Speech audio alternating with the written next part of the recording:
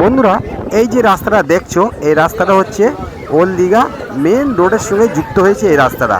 তো ওল্ড দীঘার 3টি রাস্তা আছে এমন, তো সি বিচের ধারে আসার জন্যে। তো আমি আছি এই প্রথম রাস্তা, যে রাস্তাটা এখানে দাঁড়িয়ে আছি। আর আজ হচ্ছে 29শে জুলাই। আবহাওয়া দপ্তর থেকে বলেছিল বঙ্গোপসাগরের উপরে একটি ঘূর্ণাবর্ত সৃষ্টি হবে। আর আজ সেই ঘূর্ণাবর্ত সৃষ্টির ফলে 60 থেকে 70 কিলোমিটার গতিবেগে ঝোড়ো হাওয়া বইছে। বর্তমানে এখন ঘড়ির সময় সকাল 11টা বাজে। তো এখানে দেখতে পাচ্ছেন যে কর্তৃপক্ষ থেকে তারা মাইকিং করছে, কোনো রকম কোনো পর্যটককে আজকের সমুদ্রে নামার জন্য নিষেধ করছে, যে কোনো রকমভাবে তারা যেন সমুদ্রে না নামা হয়।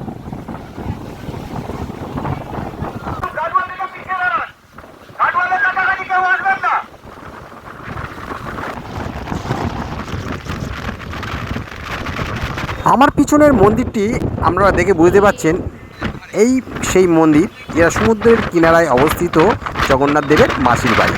হ্যাঁ, এটি হচ্ছে সেই জগন্নাথ দেবের মাসির বাড়ি। এটি 1000 বছরের পুরানো মন্দির, যেটি এই দীঘা সমুদ্র সৈকতের কিনারায় এটি অবস্থিত। তো বন্ধুরা, এই যে মাসির বাড়ির সামনে যে রাস্তাটা চলে গিয়েছে, রাস্তাটা কিন্তু জগন্নাথ দেবের মন্দিরে রাস্তা। আর আমি আছি এখন এই সমুদ্র কিনারায়। এখন সমুদ্রের যে প্রচণ্ড ঝোড়ো হাওয়ার মধ্যে দাঁড়িয়ে আছি। যে সকল বন্ধুরা সম্পূর্ণ আমার ভিডিওটি দেখেছেন তাদেরকে অশেষ ধন্যবাদ। তো বন্ধুরা, হ্যাঁ, আমার ব্যক্তিগত দিক থেকে আমি বলি, আমি এই পর্যন্ত দীঘাতে চলে এসেছি 8 থেকে 10 বার আমি দীঘায় বেড়াতে এসেছি। কিন্তু সবচেয়ে আমার যে সময়গুলো ভালো লাগে, হয়তো আমার মনের সঙ্গে অনেকের মনের মিল থাকতে পারে।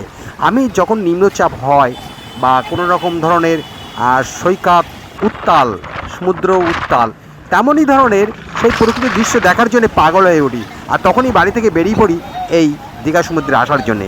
তো আমি এখান থেকে 3 থেকে 4 দিন আগে, মানে 22শে জুলাই আমি আপডেটটা পেয়েছিলাম যে ঘূর্ণাবর্ত তৈরি হচ্ছে বঙ্গোপসাগরের উপরে। সেটি হচ্ছে পূর্ব মেদিনীপুর দীঘার উপর থেকে বয়ে উত্তর 24 পরগনা, দক্ষিণ 24 পরগনা চলে আসবে।